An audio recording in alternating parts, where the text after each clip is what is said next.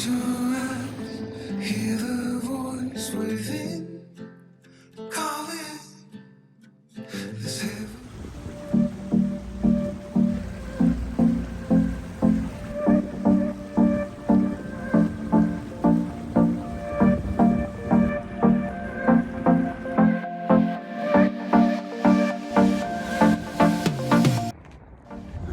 So the boat fell. I'm a dumbass, right? So bottom painted my boat. All this down here needed to be redone.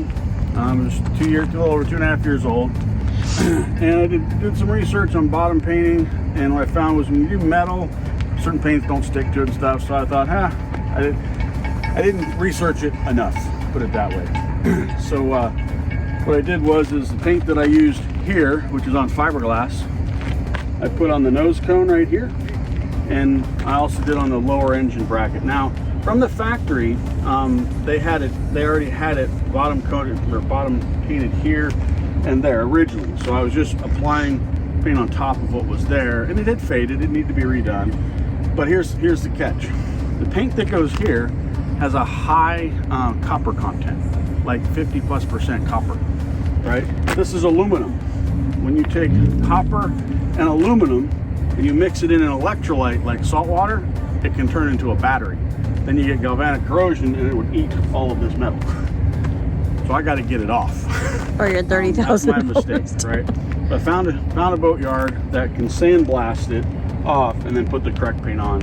There's a special kind of bottom paint for metal surfaces that you use. This is why there's a 1-inch gap right around here. I'm gonna make a special call out to Mr. Andrew Custis at the Ranger Tug Factory. He saw this, and I posted it on Facebook, and he's like, "Oh, I didn't want to call you out, Martin." And I'm like, "I'm glad he did, because he saved me a ton of money." So thank you, Andrew, for bringing that to my attention. And what he caught was the brush marks on here, because it's usually an aerosol paint that goes on here. And when he saw the brush marks, he figured it had to be this kind of paint. He sent me an email and said, "Hey, what kind of paint you use?" And he's like, "Oh, that's the wrong paint. Don't do that." Problem is getting it off. There's 3 ways to get it off: sand it, chemical, like a paint thinner of some sort, or sandblast or soda blast it. Sandblasting is the easiest and best way to do it. So I found and the stuff's very caustic, carcinogen. I looked at the EPA regulations, and it's like hazmat suit and all other kinds of, it's just nasty stuff you don't want to breathe in or work with. So I was like, I need to take this to a professional who does this all the time. And it's a small job for them, and I'm very thankful of the shipyard I found that was able to do this. And it's actually not going to cost me a whole lot of money to get it done. So, lessons learned for me.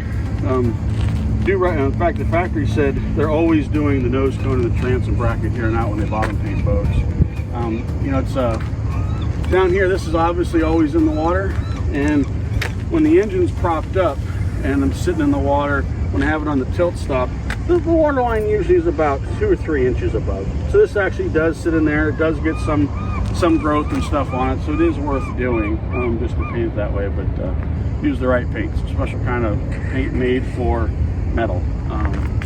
Put on there. It doesn't have that high copper content. So off to the boat yard we go.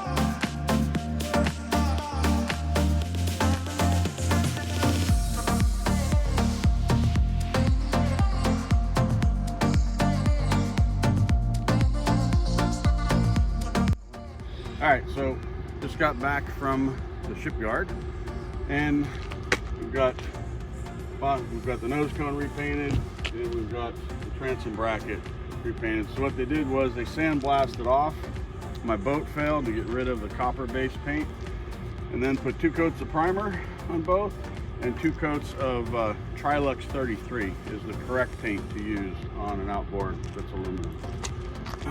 The zoom in looks really nice. They did a really good job with it. Now the outboard paint doesn't last as long in the water as the bottom paint normally would, because it doesn't have the copper content. But it's an aerosol can. It's easy to redo yourself.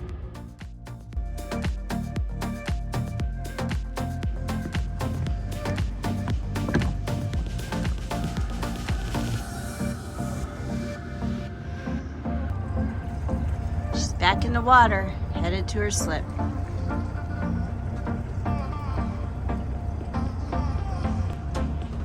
It's like they're dredging over here.